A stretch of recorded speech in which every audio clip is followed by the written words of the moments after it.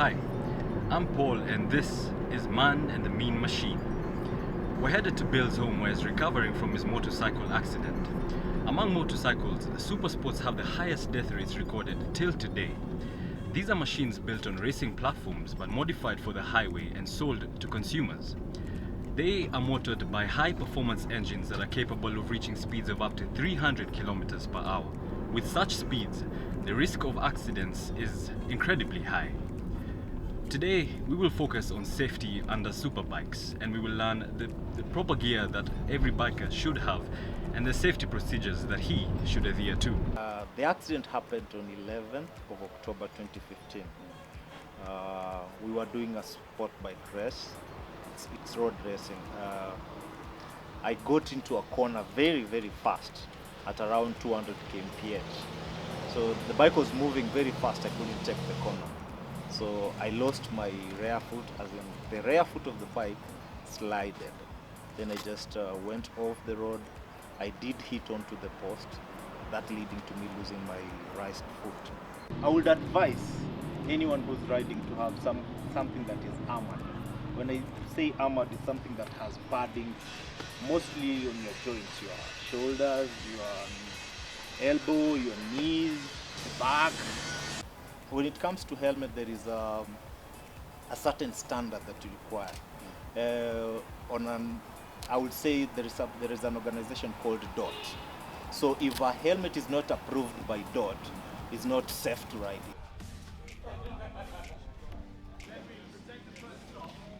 Speed motorcycle as a sport is growing rapidly in Kenya. More youths are venturing into this sport and investing heavily in buying gears and accessories. They have even formed clubs.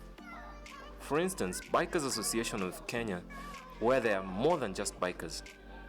Together they become a family that organizes bike-related events where they're able to socialize under one common interest. Despite having the proper gear, there's one obstacle that has left many bikers either injured or dead. Bikers are a very recent phenomenology, and they've occurred since the last 5 years. So since about 2006, 2007 at the earliest. Most of them were off-track bikers, and they were mostly the kids of the white expat community here in Nairobi. They were made to go on high-speed power tracks, and they were made to go on tracks, speed tracks. Now, speed track is made from what? What's it made from? Rubber and asphalt. No such thing here. So what they're doing is they're going on roads like bypasses, Thika Highway, parts of Mombasa Road, and parts of Wacky Way. Because a super bike will go 250 miles an hour. And then, like my personal assistant, Bill, you'll smash off your legs, you'll rip off your ankles, you'll fly off bits of your body and not even know where it's gone. They can't even find Bill's foot. They've never found it. It's never been found. Because the road doesn't exist for those bikes.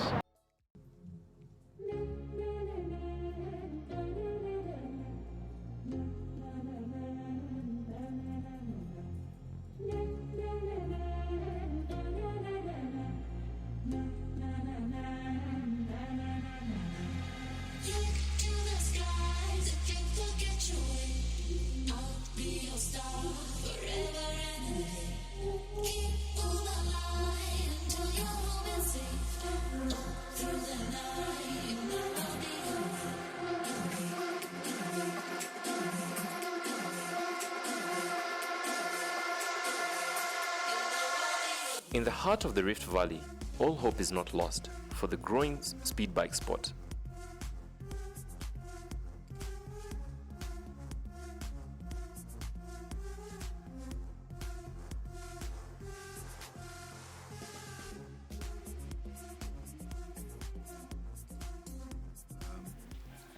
In Kenya, there are no tracks. The closest we've gotten to a track is the TGRV, the Great Rift Valley Circuit, which is actually a go-karting track, and we are just trying to see how we can use that closed facility, that controlled facility, to the betterment of the growing sport. The best thing about a track is it is designed to accommodate error. What does that mean? It essentially means that if a rider goes off the track, he will not encounter a signpost, he will not encounter